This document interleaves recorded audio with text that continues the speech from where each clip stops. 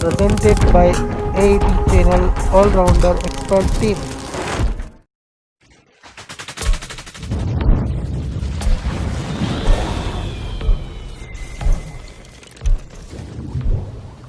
Welcome to the Los Angeles Auto Show. Here's a collection of the majority of model year 2020 and 2021 vehicles you'll see for sale at dealer lots next year.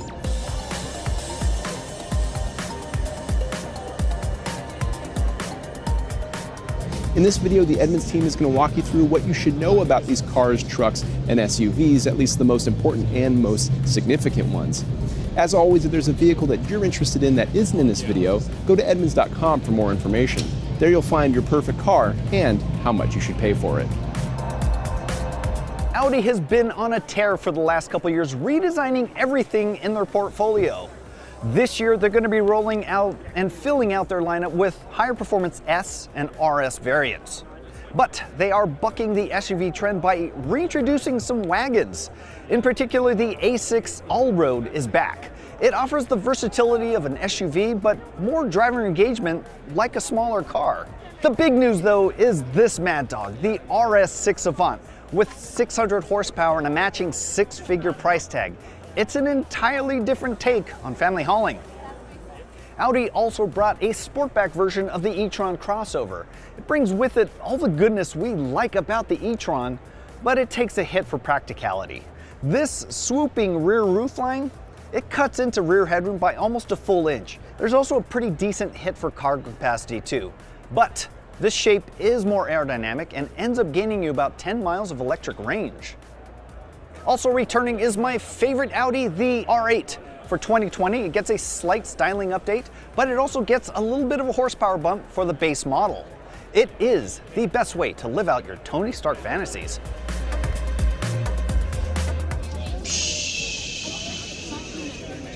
Cool doors are still cool. The BMW i8, there's nothing quite like it on the road. It looks like a supercar and has the practicality of a supercar, but doesn't really have the performance of a supercar. It's a hybrid after all, with like an 18-mile EV range. For 2020, it comes in this unique limited edition color scheme, and whether you get it in the 2+2 configuration or the Roadster configuration like this one, you can be guaranteed that there's nothing quite else like it on the road today. Let's take a second and just appreciate how good this M8 looks. It's quite pretty indeed, and it's hard to deny the appeal of a vehicle quite like this. The 8 Series and 8 Series Grand Coupe, and that's what the M8 is based off of, is a very appealing car, as it should be for a vehicle whose price starts at around $150. If you step up to the competition package, you get around 617 horsepower, and the base car has 600 horsepower. Very stout. Of course, the performance potential of a large luxury sedan like this are kind of dubious. If you want something a little bit more nimble and a little bit more sports car minded, there's the M2 CS behind me.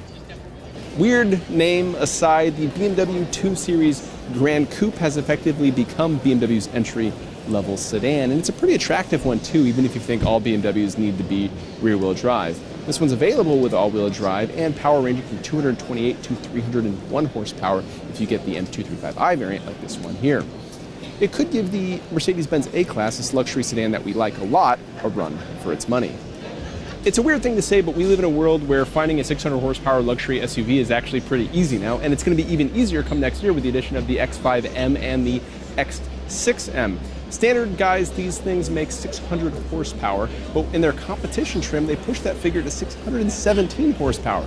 If that's not ridiculous enough, the front wheels are 21 inches in diameter, the rears are 22s. What a world we live in, folks.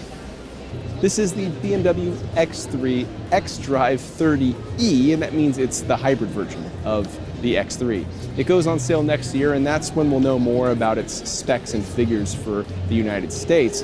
We do know now, though, it's based on the same motor, engine, and battery pack that you get in the 3 Series. That one's called the 330e. It's a bit less confusing. And it should come with a solid amount of EV-only range. We've been seeing prototypes for a while, but now Bollinger is taking pre-orders with deliveries slated to begin sometime in 2021. This electric duo, the B2 truck and the B1 SUV, pack a ton of off-road features, removable doors, and some trick storage compartments. Think a big boxy Jeep Wrangler, but all electric and $125,000 to start. These are definitely niche vehicles, especially with Rivian bringing a more affordable electric truck and SUV to the market soon. But they sure look tough. When you think of large three-row Cadillac SUVs, your mind probably wanders over to the Escalade, but you might want to consider the XT6. This new model from Cadillac starts at around mid $50,000 range and packs a lot of standard safety, comfort, and technology features as well. It's also pretty dang handsome.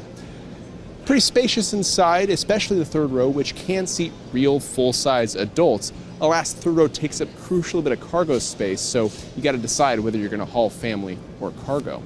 Cadillac has two new luxury sedans, the CT4 and the CT5. If you can guess which one's the big one and which one's the small one, congratulations, you at least have a basic level of deductive reasoning. These are appealing vehicles, one, because they're attractive, two, because Cadillac's problem has never been driving dynamics, so we expect them to be fun to drive. Three, Cadillac's addressed some of the bigger problems we've had with previous models, which is interior quality, namely the center entertainment touchscreens, which were a bit of a nightmare. You also get access to Cadillac's Super Cruise, which on some freeways provides legit hands-free driving experience. Taken all together, these become a very compelling option among other luxury sedans. The 2021 Chevy Colorado is slightly refreshed with some new looks up front and new lettering on the rear tailgate, but it's got the same platform, same powertrains, and same interior as before. And unfortunately for the Colorado and its GMC brother, the Canyon, they still have to do battle with off-road kings like the Jeep Gladiator and Toyota Tacoma and the extremely well-rounded Honda Ridgeline. The Chevy Silverado is one of the most capable and one of the most popular vehicles on sale in America today. For 2020, it gets some new tech features like adaptive cruise control and a trailering camera system that can support up to 15 cameras. And under the hood, if you want, you can now get a 3-liter diesel. But even though it's significantly improved, the Silverado still falls behind the Ram and the Ford in our overall rankings. An old name with a new face, the Chevy Trailblazer is a small SUV that fits in between the Trax and the larger Equinox. It'll hit U.S. shores next year with two small 3-cylinder powertrains and the choice of two trim levels, this kind of sporty-looking RS and the more outdoorsy-oriented Active. Prices are going to start just below $20,000, and the Trailblazer should come with an impressive list of standard features. This is one of the biggest debuts of the year. The Chevy Corvette has gone mid-engine. It gets a 6.2-liter V8, 495 horsepower, and a dual-clutch gearbox. It goes up against rivals that are nearly double the price, and it's quickly becoming one of our favorite sports cars. While the looks might be up for debate, the performance is definitely settled, and this is a Corvette for the history books. The Chrysler Pacifica is our number 2 ranked minivan, thanks to its surprisingly sonorous V6 and excellent cargo flexibility because of those stow-and-go seats. Of course, those seats are a little less comfortable than some competitors. We also appreciate the plug-in hybrid version's 30-plus miles of all-electric range. For this year, the Voyager nameplate is making a return, but it's essentially just a base model of the Pacifica. Feature loadout is really the only difference. Sadly, there's no wood trim option. For 2020, Dodge is celebrating the 50th anniversary of the Challenger with a special anniversary edition. It's got anniversary badges, new wheels, unique interior options, and a brand new color. Appropriate for a golden jubilee, Dodge calls it Gold Rush. We think they should have called it Bananiversary. For 2020, Dodge is offering a wide body package on its Hellcat and Scat Pack. It adds 3.5 inches, which makes room for wider tires. Don't worry, you can still spin them.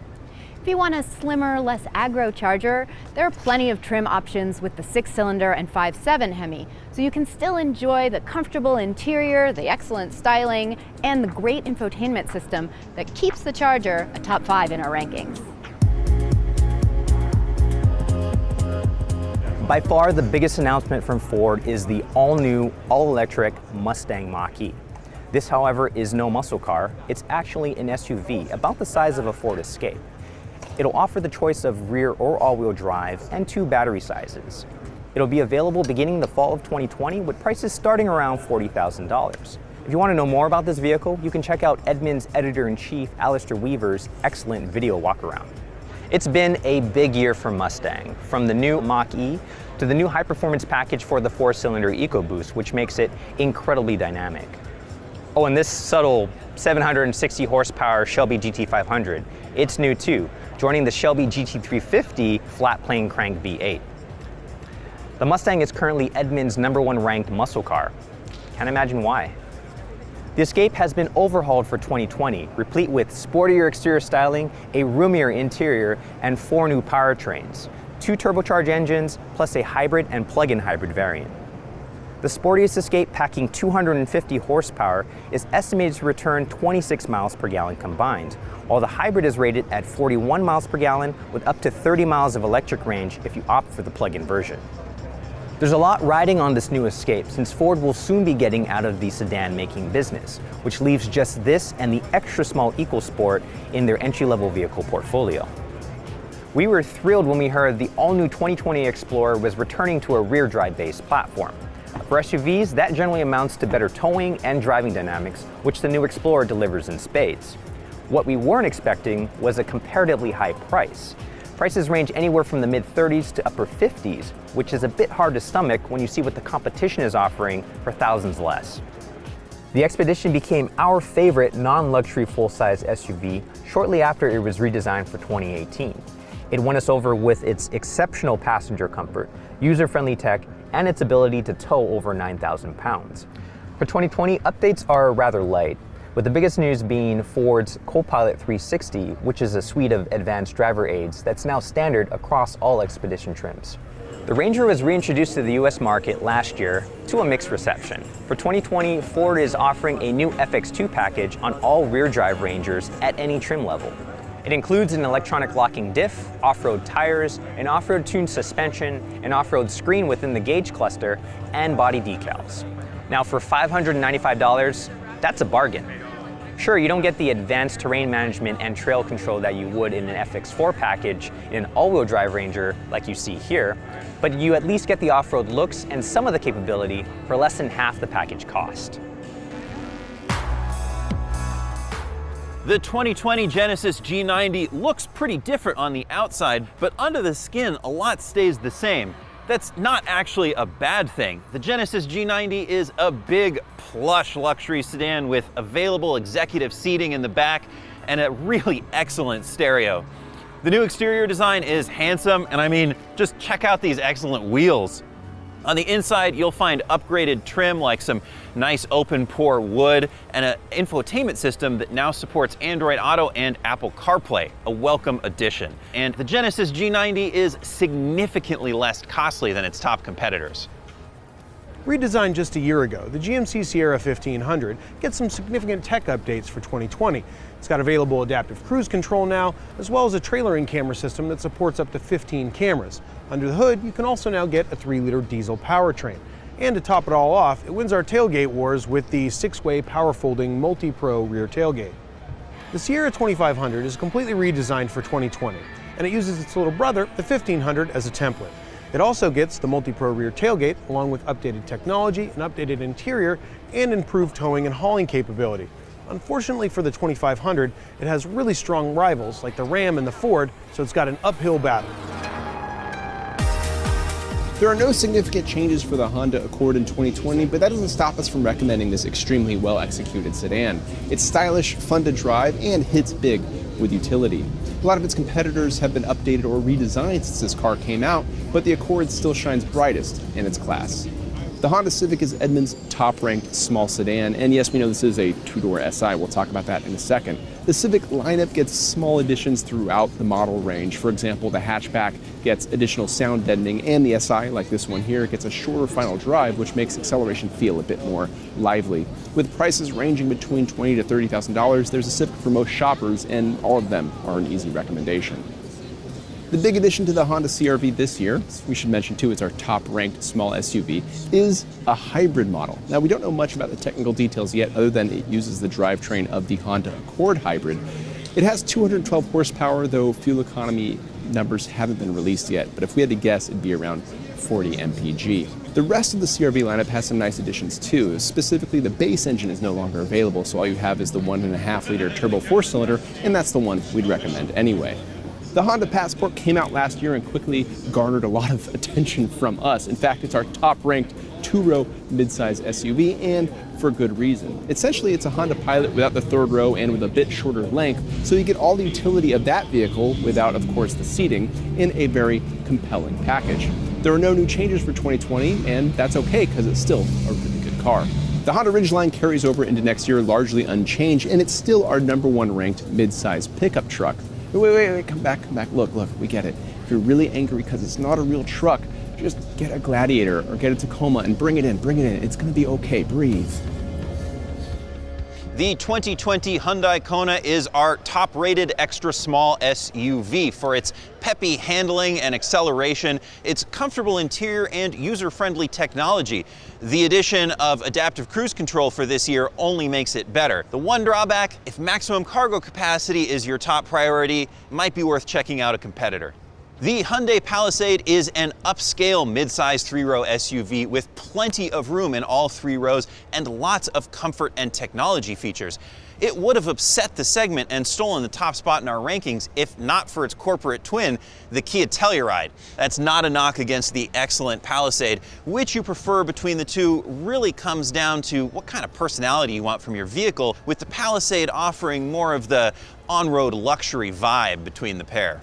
The 2020 Hyundai Sonata has been totally redesigned and it's got a sleek new look. I mean, just check out these daytime running lights. The other thing it's got is a ton of new features. The new Sonata really is a showcase for Hyundai's next generation of technology. You'll get the ability to use your cell phone as a key. You can pull the Sonata in and out of parking spaces remotely. And on the interior, you get this big new infotainment screen and a digital display instead of a traditional gauge cluster. If you want the latest features from your sedan, the Sonata should be on your list. The Jeep Wrangler is one of the most capable off-road vehicles on sale today. And in other news, the sky is blue and water is wet. This current generation is more comfortable, high-tech, and user-friendly than ever before. And while there's some compromises made along the way for off-road capability, this is the most livable Wrangler that Jeep has ever made. And for 2020, you can even get one with a diesel. For someone who doesn't want to spend Wrangler money but wants the iconic Jeep looks, the Renegade is a good choice. It's got a roomy interior and a high-tech user interface, and it's got more off-road chops than most of the lifted hatchbacks in this segment. But if you want something that's quick or something that's quiet, we'd steer you in another direction. Have you always wanted a Jeep Wrangler but you also needed a pickup truck? Well, the Gladiator will solve that problem. It's based on the same platform as the Wrangler, so it's got much of the off-road capability, but it's got that pickup truck bed in the back, so it's got a bunch of added utility. It's only our #2 ranked midsize pickup truck because it's behind the super practical Honda Ridgeline. The Jeep Cherokee is in one of the most competitive segments on the market, compact crossovers. It goes up against well-rounded vehicles like the Mazda CX-5 and the Honda CR-V. And while it isn't our favorite in the segment, we do like it for its impressive off-road capability and its high-tech interior with a comfortable highway ride. The Kia Seltos is new to the US, but it's been on sale for just about a year in other parts of the world. It sits just between the Kia Soul and the larger Kia Sportage in terms of price and size, starting right around $22,000. Like a lot of subcompact crossovers, it benefits from the convenience of an SUV, but it's in a smaller package that's easier to drive and more economical. The Seltos distinguishes itself with a slightly taller ride height and available all-wheel drive, which isn't available on the Soul or the Niro. That means you can do some pretty light off-roading, but you will have to wait until spring to get one. Now, you wouldn't think you'd have to wait to get yourself a Telluride because it's been on sale for a while, but you'd be wrong. Apparently, Kia can't make them fast enough to meet demand. It's really no surprise because the Telluride is our favorite SUV. And not just mid-sized three-row SUV, it's our favorite SUV, period. With a lot of power, tons of features, and an incredibly refined interior, if you need something this big, put it on your short list. The Stinger is mostly unchanged for 2020, but it does add a new mid-grade GTS trim. At a time when sleek sedans seem to be eclipsed by mass-market SUVs, the Stinger is a refreshing detour with the convenience of a hatchback, strong performance, and, as any Kia, a very generous warranty. Who says fun is dead? The Defender is back in the US. Ta-da! This is it! We covered the Defender during its international launch, but it is very cool to see it here at home. 2020 Defender promises strong off-road performance and lots of customization options, including 2 different engine choices. Plus, it looks cool. I think it looks cool. Do you think it looks cool? I think it looks cool. The original Range Rover Evoque was a little bit of a weirdo with a love it or hate it design. For the redesigned 2020 Evoque, Land Rover has gone a little more mainstream. It's bigger for more legroom, and it has new interior tech like a dual screen infotainment system. There's also a hybrid powertrain option. I think it looks like a smaller Discovery Sport. Lexus took the wraps and the top off the 2021 LC500 convertible. We thought the coupe looked great, but it seems as if the LC was destined for roofless design from the beginning, which is another way of saying that it looks fantastic. There are 471 horses generated from a 5-liter V8, which also happens to make wonderful sounds. This convertible will make it all the better to enjoy them. Lexus says the LC's top will open and close in about 15 seconds and can operate at speeds of up to 31 miles per hour. So you're not stuck playing stoplight roulette. This topless LC is set to go on sale next summer. Lexus's most popular SUV, and my new favorite because it has a surfboard on the roof, is the RX. For 2020, it receives a slight refresh with new front and rear styling and a revised suspension for sharper handling. The 2020 RX is also the first in Lexus's line to offer Android Auto smartphone integration alongside Apple CarPlay, and those can be projected on a new optional 12.3-inch touchscreen. Thankfully, this replaces the old and clunky system with the remote touch joystick, which we weren't big fans of. Without a doubt, Corsair is a much better name than MKC, which was Lincoln's previous small SUV. The Corsair is based on the Ford Escape, but Lincoln has worked hard to distinguish itself from Ford with Lincoln-specific design options, new tech, and different engine options, including a plug-in hybrid. Then, of course, there are those great Lincoln interiors. It's not a pair of sunglasses, and it has little in common with the Aviator of the early 2000s.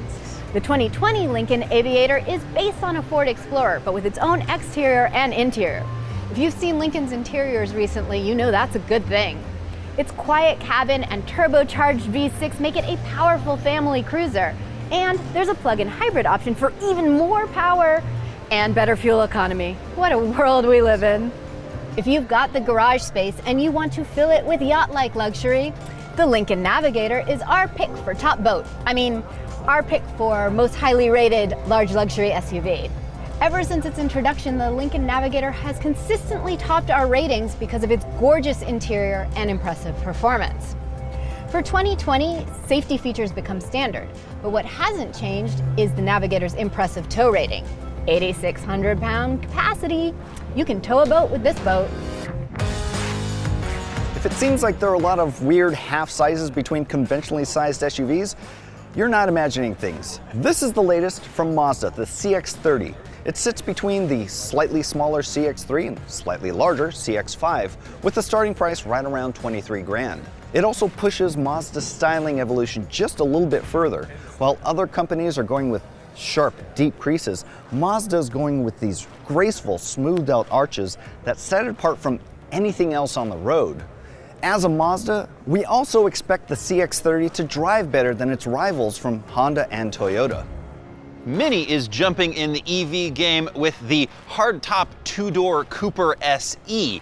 This isn't a Tesla killer. This is more of an alternative to more affordable city runabouts like the basic Nissan Leaf or the Volkswagen e-Golf. Prices should start under $30,000 and the EPA range is likely to come in around 120 miles. It is more stylish. Adding that Mini personality to the battery electric formula might just make this a compelling choice for consumers looking for an electric car. The GLE was an instant hit for Mercedes-Benz, immediately climbing to best in class. It has all the things you want from a Mercedes SUV, a refined interior, tons of comfort, lots of tech, but this time around, they dropped something crazy on us. It's the GLE 63S from AMG with 603 horsepower. That's just bonkers for the, wealthy parents with racing aspirations, baby. And if you need more space, they also rolled out the GLS AMG version with similar output. What they didn't roll out though is the top of the line GLS Maybach edition. We don't have full specs on it yet, but we can guarantee it is going to be over the top in every way. The Nissan Rogue doesn't receive any significant changes for 2020, but it remains a highly attractive vehicle to shoppers looking for an inexpensive compact SUV with a lot of interior space. I mean, that's really what you get with this SUV, that and comfortable seats. Now, the driving experience kind of pales in comparison to our favorite SUV in the segment, the Honda CR-V, but the Rogue delivers the basics. This slightly smaller Rogue Sport gets some small changes for 2020, especially a different look. Front and rear bumpers are updated, and Nissan's suite of safety features is now standard on the base trim. If we're honest, the Nissan Titan has felt a bit dated lately, but that's because Ford, Chevy, and Ram have introduced new generations of their respective trucks. The Titan's been updated for 2020, though, fortunately. Its powertrain gets a new 9-speed automatic transmission, and its 5.6-liter V8 gets a small power bump, too, now 400 horsepower and 413 pound-feet of torque. There's additional standard safety equipment and an available 9-inch center touchscreen. With a starting price from the low to mid $30,000 range, that makes the Titan a pretty compelling value. With 2020 comes the introduction of a new generation of the Nissan Sentra, and it actually looks pretty good too. It's a bit wider and a bit lower in height than the outgoing generation. The interior gets special mention too. It's pretty attractive. A lot of standard safety features like collision mitigation and all that stuff. Base engine is a 2-liter 4-cylinder with about 150 horsepower. Look forward to our full review when we get our hands on one early next year. Porsche's first electric vehicle looks to be a real stunning entry. The Taycan promises the performance of a real sports car, but also the driving experience of an EV. It's a really fascinating combination of the two. It's available in a couple different motor and battery configurations, from the Turbo S, which has eye-watering acceleration and top speed and price, down to this more realistic 4S, which starts at about $100,000, has over 500 horsepower, and could be a real competitor to the Tesla Model S. While the most recent generation of the Porsche Cayenne was introduced last year, this year you have the addition of the Cayenne Coupe. If you haven't been paying attention to luxury SUVs for a while, the modern trend with coupes trade a little bit of rear headroom and cargo space for a more swoopy roofline that mimics what you would find on an actual 2-door coupe. The Cayenne Coupe costs a little bit more than the equivalent Cayenne, and it gets all the same trim levels, so you can get a Cayenne Coupe Turbo and Turbo S e-hybrid. With all the hubbub around the new Porsche Taycan EV, you may forget that there's actually a new generation of Porsche 911, and you may also not be able to tell from the outside too, because it doesn't look that different. It's more apparent inside when you see the new gauge cluster and all the touch-sensitive controls on the center console.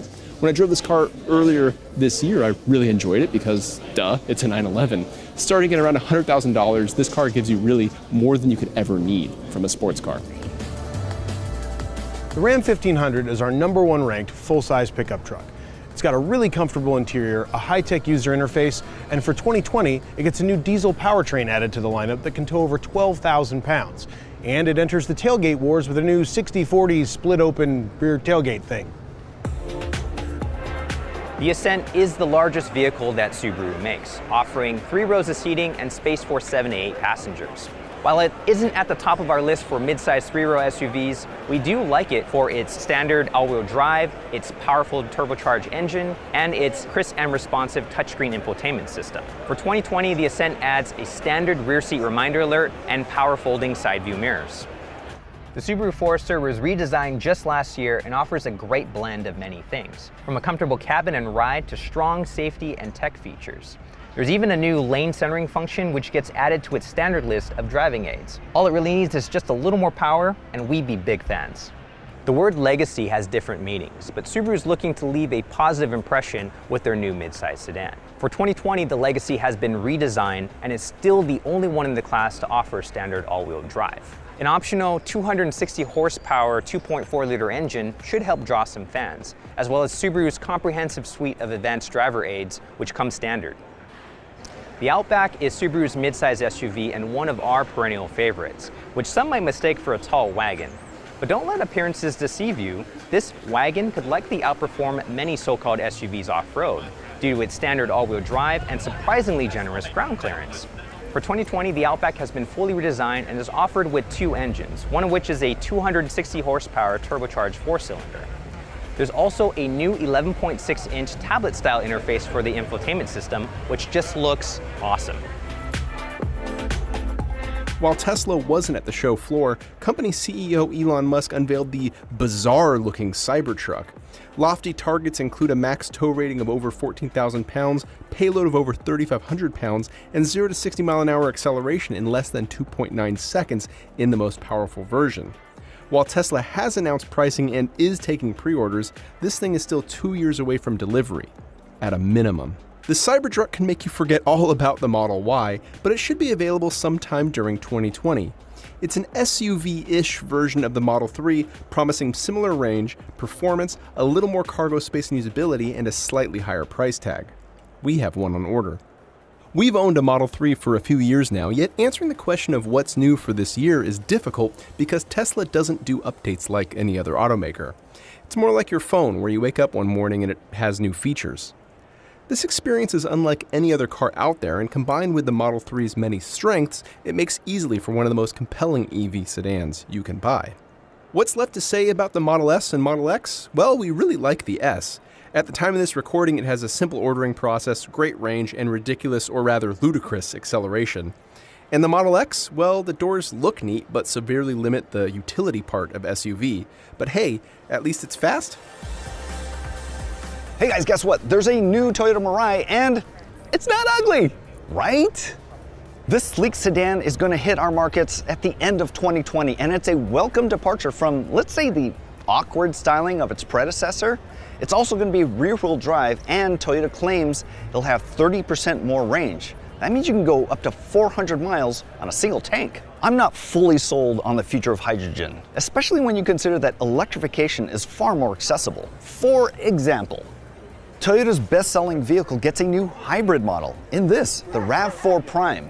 This plug-in hybrid gets an 83 horsepower boost over the standard hybrid, which should push it to 60 miles an hour, a full 2 seconds quicker. Toyota also claims it'll return 39 miles of electric-only range. When it goes on sale in the summer, it'll only be offered in sporty SE and XSE trims with all-wheel drive. We recommend the hybrid RAV4 over the standard RAV4 and expect this to be even better. The Volkswagen Atlas comes in 5th place in our midsize 3-row SUV rankings. It was knocked down a couple of spots this year by the introduction of the Hyundai Palisade and Kia Telluride. Still, the Atlas is a super roomy and practical SUV for families. It's just a bit down on power and personality. For 2020, Volkswagen is trying to kick the personality up a notch with the introduction of the Atlas Cross Sport. This is a more aggressively styled 2-row version of the Atlas with a sportier personality.